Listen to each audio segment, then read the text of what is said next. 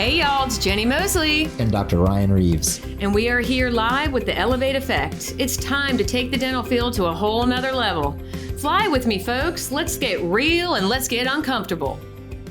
Hey y'all, have you ever had time at the dental office where you just wonder, we're spending money, we're having advertisements out there, we're doing everything we can, and we just can't seem to get ahead?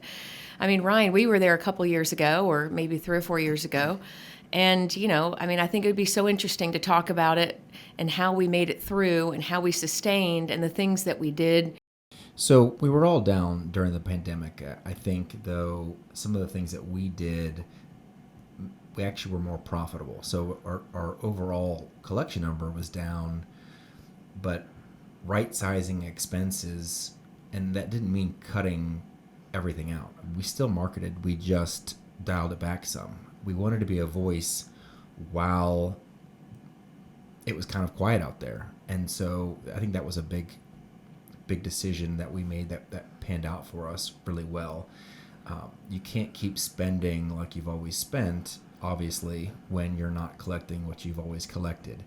And so I think being nimble enough to open enough, but also nimble enough to be able to pivot and make a decision and seeing where the trends are headed, and then make some tweaks, not knee-jerk reactions, but tweaks. And I think, month to month, we continued to tweak, whether that was with team, whether that was with marketing, hours.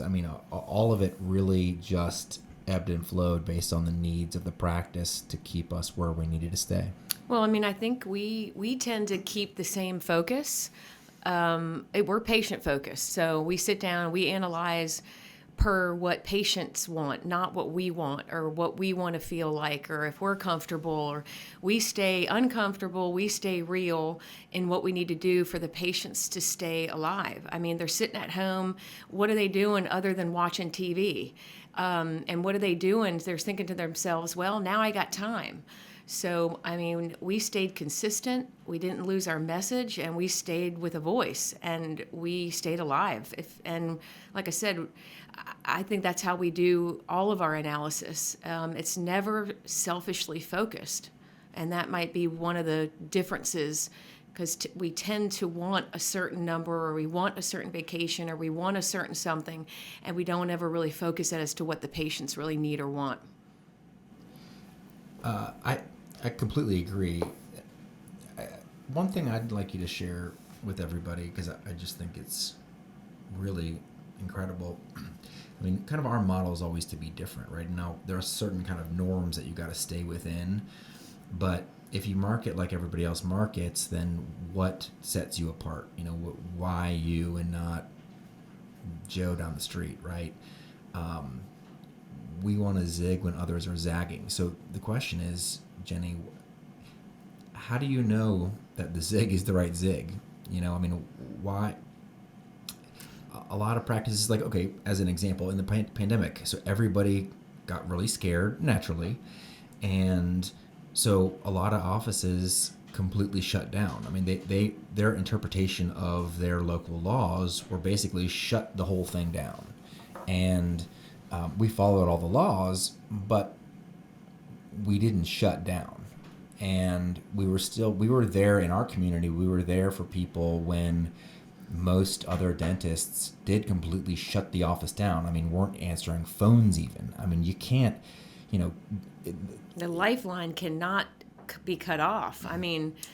It's almost like you got to start all the way over. And again, that was the worry. To me, it's like there were, again, and not to be insulting, but it's just this profession consistently, constantly, in my personal opinion, looks at themselves first.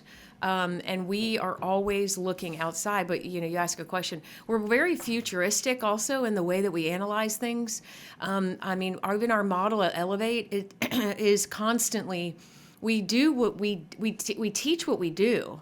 And so same thing, I want to be able to make the right marketing decisions. So we'll take a year and we'll analyze what things need to happen in order to go to the next year. We don't just do it in the going, oh, you know what? There's a shiny red car. I'm going to go buy it. I mean, we take our time, we analyze, we talk to patients, we figure out what's going to win. And so, you know, I mean, look, when the owner of this building went away, I mean, we could have completely crashed. Our doors could have easily shut if it wasn't up to the way that Ryan and I and Elevate has designed the model. And we've never stopped from that. I mean, we've been ridiculed, we've been, you know, talked down to, but you know what? I mean, being different means not being liked, and we're okay with that. So that's kind of what I think dentists have, approval addiction.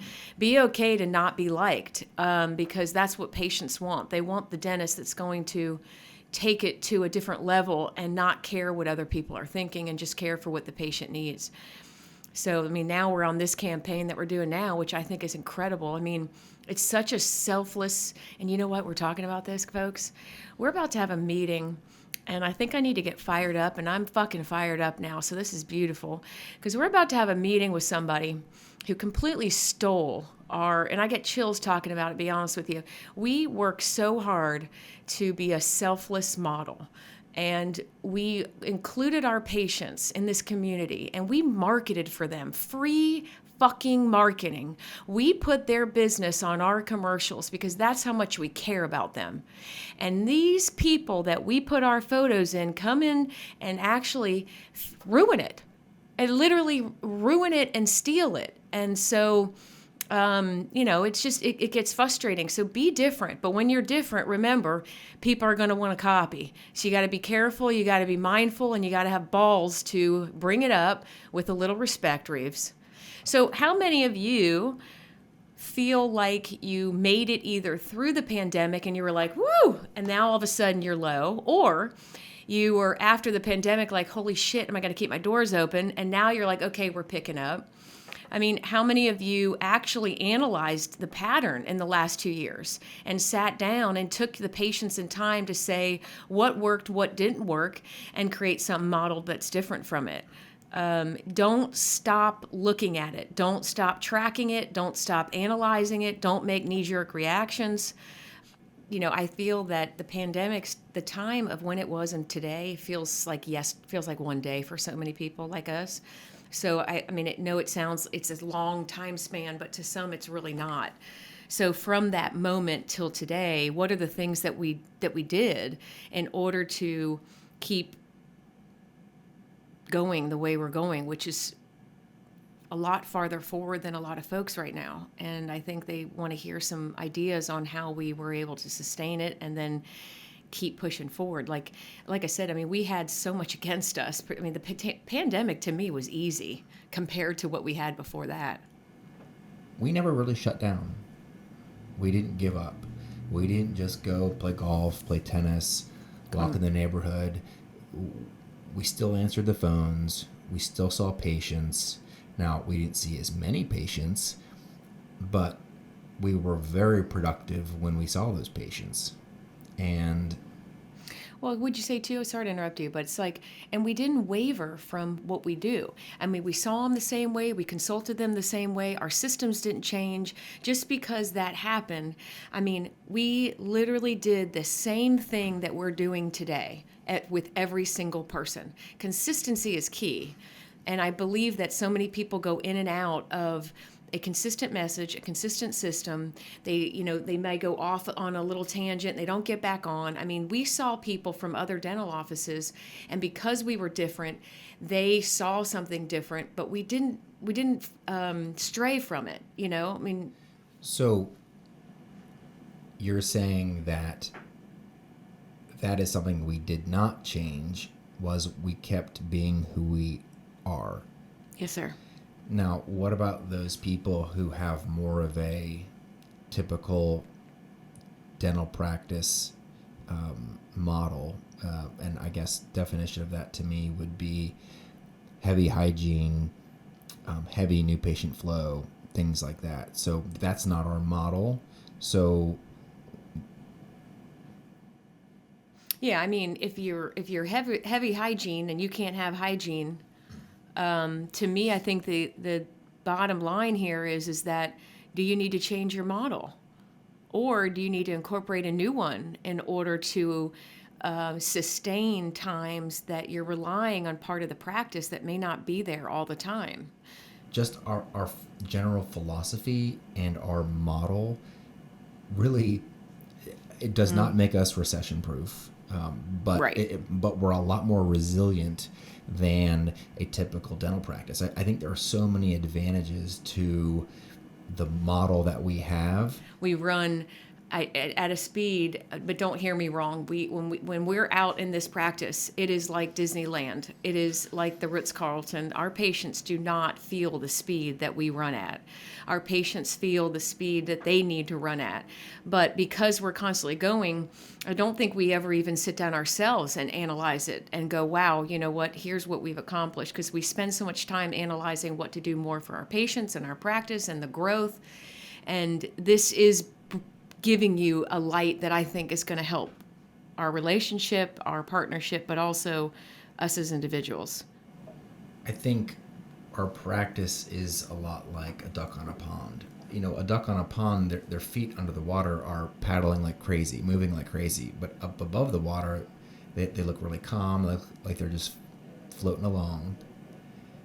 Oh, And wow, so that is, I did not know that ducks do that. Okay, so, this concept of putting on a show, putting on an experience, a lot of, and actually, again, sorry, tangent, but we read a lot of books. You more than me. I read fun books. I also read business books. Jenny, I think, doesn't know how to have fun, No. but she's always reading books.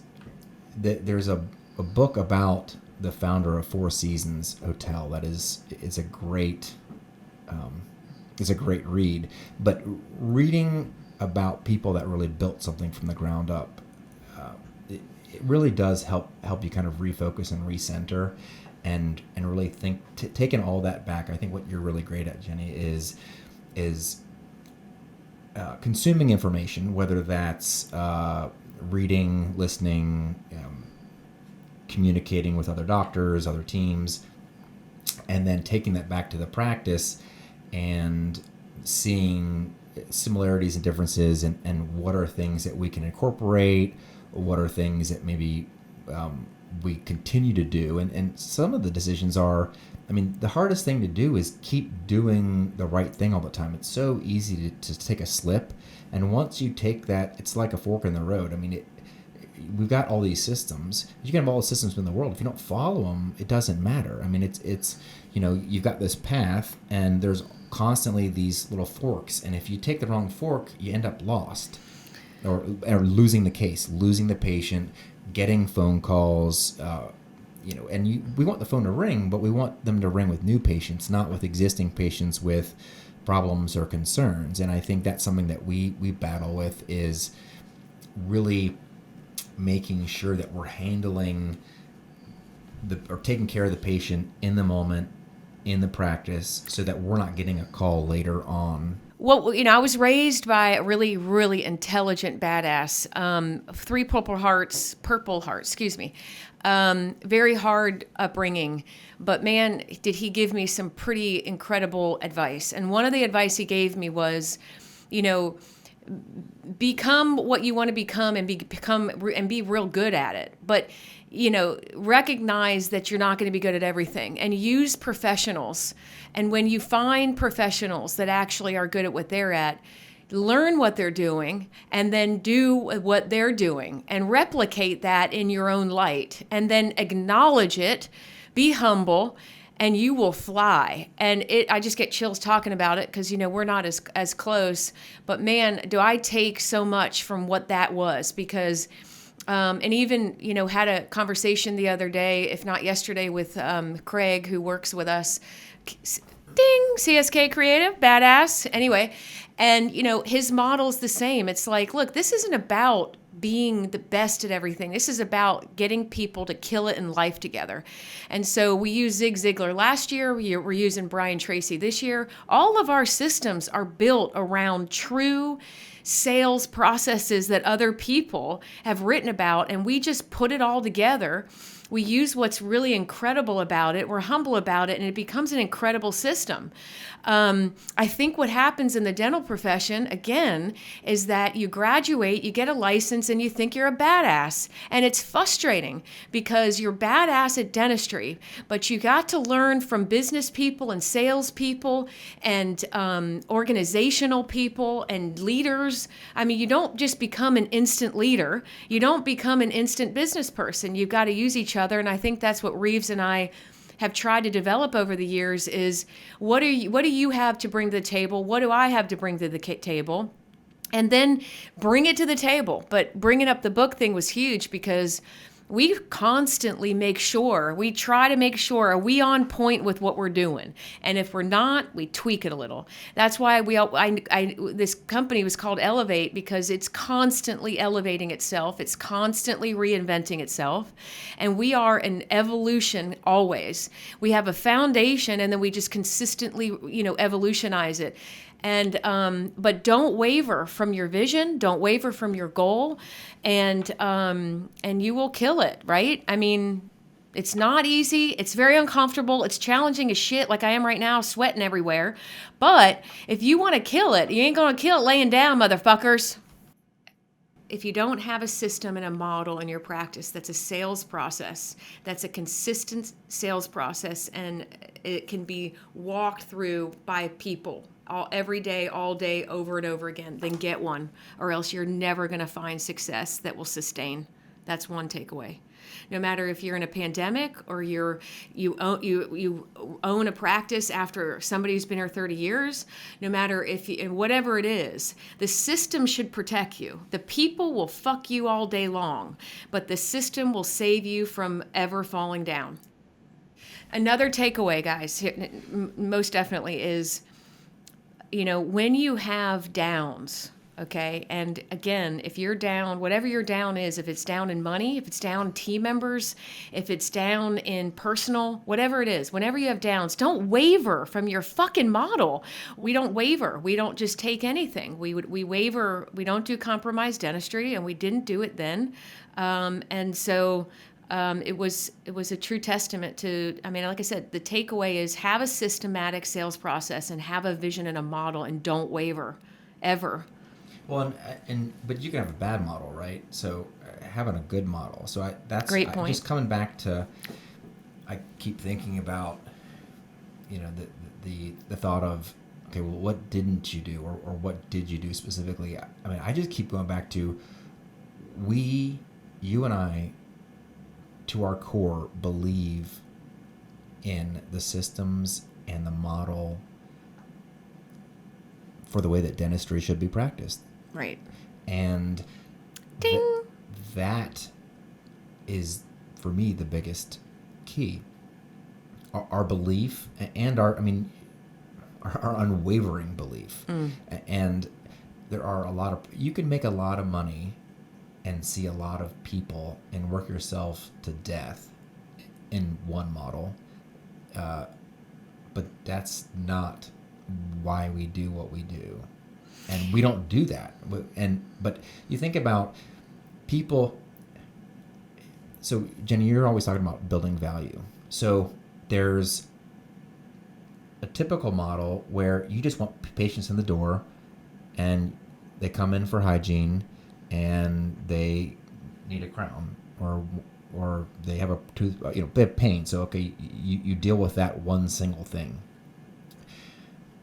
Those people aren't going to come in during tough times. Whether it's political problems, whether it's or political climate, whether it's a pandemic that's happening, our whole model is based around wants, what the patient wants. Some patients just want cleanings. We help them find a place to get cleanings. But where we're able to thrive even in difficult times. So if I tap into anybody out there right now and piss you off, then this is going to work. So let me know if I do it, okay? So there is a consistency out there that the model is a little bit more arrogant. You want someone to want something because you want to do it on them or for them. And that's not going to work, folks. You've got to find out what patients really want for themselves. And then you got to suck it the fuck up and do it because you have the ability and the skill. That's our model. It's no arrogance. We have a zero arrogant type model. It is based on the patient. And ask Reeves. I mean, he does things that is very uncomfortable. He does things that he'd probably want to do differently. He does things sometimes like, what? That's going to look ridiculous. It don't matter what Reeves wants. It matters what the patient wants as an end result. And so that is a true defined model. And there's a lot of guys out there that I work with that are constantly treatment planning in their head without even the patient saying what they want first. Oh, I can do this, boom, doom, doom, doom, doom. Right away, you're going to get a no because they don't feel like it's for them. They feel like it's for you.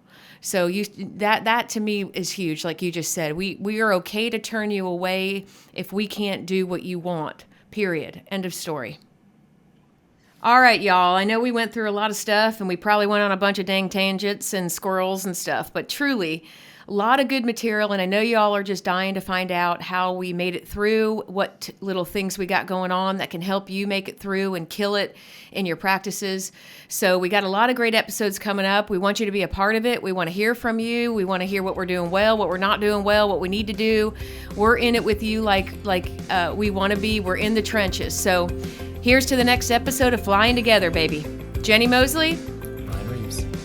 Bye-bye.